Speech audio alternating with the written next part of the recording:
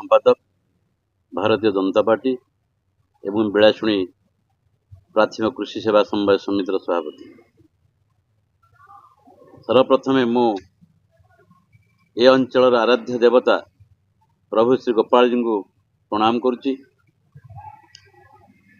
ये जो नूतन 2026 मसीहा सारा ओडिशा सारा नियाली निर्वाचन मंडली एवं सारा विश्व सारा देश समस्ते भले रुहंतु एवं सुख शांति रे रुहंतु एति सर्वप्रथम माने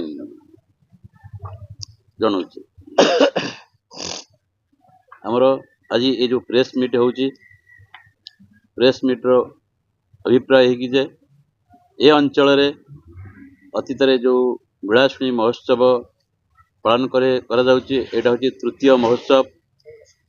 ए अंचल रे सर्वप्रथम 30 तारीख 31 तारीख 1 तारीख 3 दिन धरी फुटबॉल टूर्नामेंट चलिबो।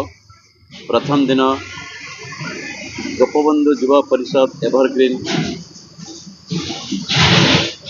दल आयोजक एवं 30 तारीख 31 तारीख ए अंचल महान व्यक्ति स्वर्गत महादेव महापात्र स्मारकी फुटबॉल टूर्नामेंट हम एवं आपण प्रेस माध्यम में जनइबा चाहे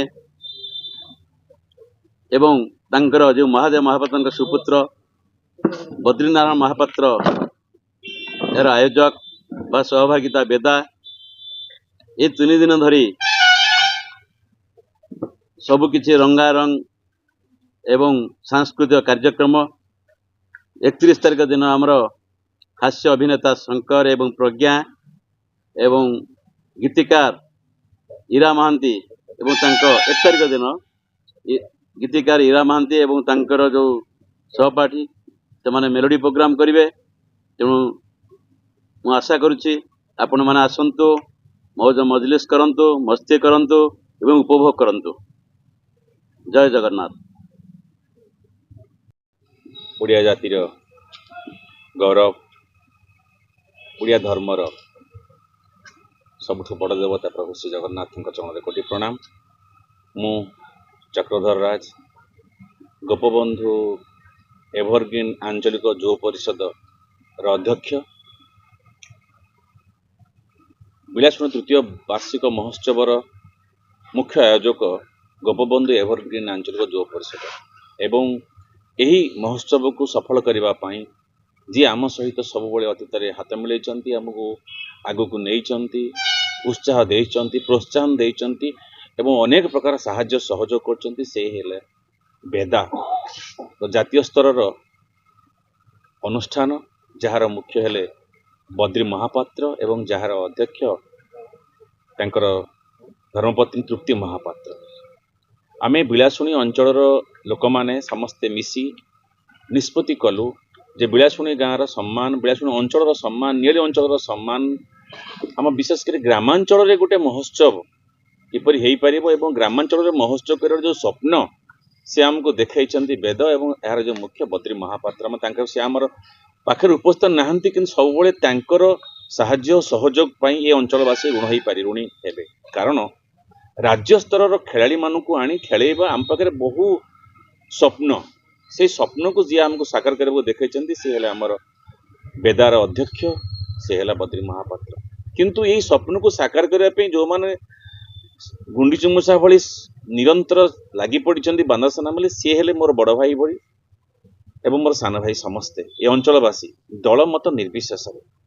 तेणु यही जो विलासुणी महोत्सव होती या विषय अनेक कथा कहले मुझे संक्षिप्त कहि ये समस्त दल को नहीं समस्त जाति को नहीं समस्त मत को नहीं एथिरे मोर पूर्वतन जे विधायक अच्छा रवींद्र मल्लिक तांको डका जाइए पंचानन कानगो तांको डका जाइए एवं आमर प्रमोद मल्लिक डॉक्टर तांको भी डका जाए सी मतलब स्वीकृति देते महोत्सव को आसापी एवं यार मुख्य जे ये जो सभार जे मुख्य मंडन करेंगे सी हेले आमर वर्तमान विधायक मान्यवर छवि मल्लिक महोदय।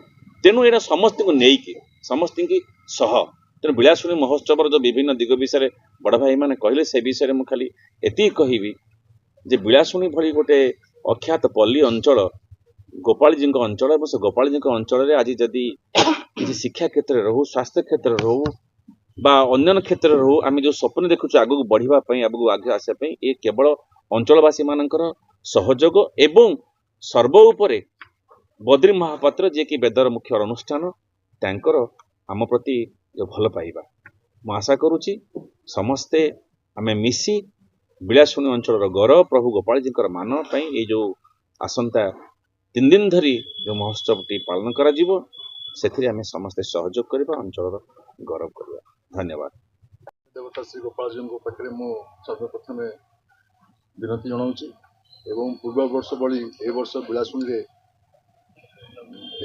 ଏକ ଦିବସୀୟ ଗୋପବନ୍ଧୁ ଏଭରଗ୍ରୀନ୍ ଯୁବ ପରିଷଦର ଆନୁକୂଲ୍ୟରେ ଏକ ଦିବସୀୟ ଫୁଟବଲ ଟୁର୍ଣ୍ଣାମେଣ୍ଟ ଏବଂ ସ୍ୱର୍ଗତ ମହାଦେବ ମହାପାତ୍ରଙ୍କର ନାମରେ ନାମିତ 2 ଦିବସୀୟ ଏପରି 3 ଦିନ ଧରି ଖେଳ ଅନୁଷ୍ଠିତ ହେବ ଏବଂ ତାଙ୍କର ସୁଯୋଗ୍ୟ ସନ୍ତାନ କନିଷ୍ଠ ସନ୍ତାନ ଶ୍ରୀଯୁକ୍ତ ବଦ୍ରି ନାରାୟଣ ମହାପାତ୍ରଙ୍କ ଦ୍ୱାରା ଭେଦା ବୋଲି ଏକ ସଂସ୍ଥା, ସାମାଜିକ ସଂସ୍ଥା ଏଠି ଗଢ଼ି ଉଠିଛି ଏବଂ ସେ ଦୀର୍ଘ 4 ବର୍ଷ ହେଲାଣି ଏଠି ବିଳାସୁଣୀ ମହୋତ୍ସବ ଏବଂ ତାଙ୍କ ବାପାର ନାମରେ ନାମିତ ମହାଦେବ ମହାପାତ୍ର ଫୁଟବଲ ଟୁର୍ଣ୍ଣାମେଣ୍ଟ ଅନୁଷ୍ଠିତ ହେଇ ଆସୁଛି ଏବଂ ଓଡ଼ିଶାର ପ୍ରତ୍ୟେକ ଜିଲ୍ଲାରୁ ଏବଂ ଓଡ଼ିଶା ବାହାରୁ ମଧ୍ୟ ଖେଳାଳିମାନେ ଆସି ଏ ପଡ଼ିଆରେ ଖେଳିକି ସିଲ୍ ନେଇକି ଯାଇଛନ୍ତି ଏବଂ ତାପରେ ମନୋରଞ୍ଜନ କାର୍ଯ୍ୟକ୍ରମ ବିଭିନ୍ନ ହୁଏ ଏବଂ ଏ ଅଞ୍ଚଳର ଲୋକମାନେ ତାକୁ ଉପଭୋଗ କରନ୍ତି।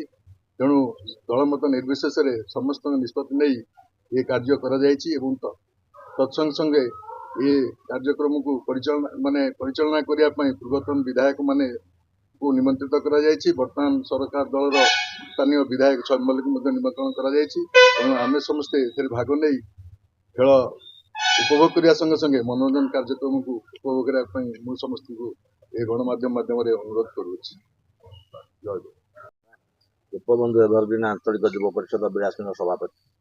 ଆମର ଆସନ୍ତା ଜାନୁଆରୀ 30, 31 ଏବଂ ଫେବୃଆରୀ 1 3 ଦିନିଆ ଫୁଟବଲ ଟୁର୍ଣ୍ଣାମେଣ୍ଟ ଅନୁଷ୍ଠିତ ହେବ ଏବଂ ବିଳାସୁଣୀ ମହୋତ୍ସବ ଅନୁଷ୍ଠିତ ହେବ। ଆପଣମାନଙ୍କ ମାଧ୍ୟମରେ ମୁଁ ସମସ୍ତ ଜନସାଧାରଣଙ୍କୁ ନିବେଦନ କରୁଛି, ସମସ୍ତଙ୍କର ସାହାଯ୍ୟ ସହଯୋଗ ଆମର ଏକାନ୍ତ କାମ୍ୟ। ସମସ୍ତେ ମିଳିମିଶି ଦଳବଳ ଭୁଲି, ଦଳବଳ ନିର୍ବିଶେଷରେ ସମସ୍ତେ ଏକତ୍ରିତ ହୋଇ ଆମକୁ କାର୍ଯ୍ୟ କରିବାକୁ ପଡ଼ିବ।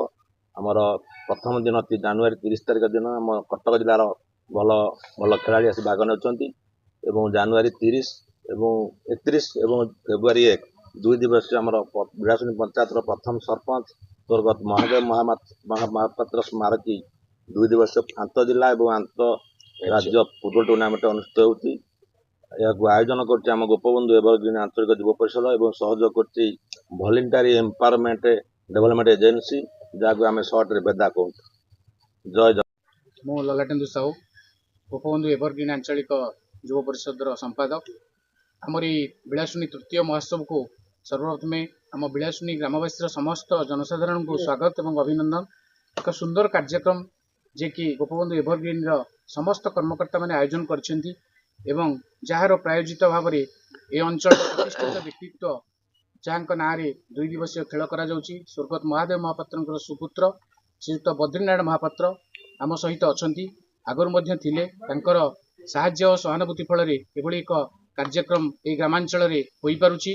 ଏଥିରେ 8ଟି ବାହାର ଦଳ ଅଂଶଗ୍ରହଣ କରୁଛନ୍ତି 2 ଦିବସୀୟ ମହାଦେବ ମହାପାତ୍ର ସ୍ମାରକୀ ଖେଳରେ।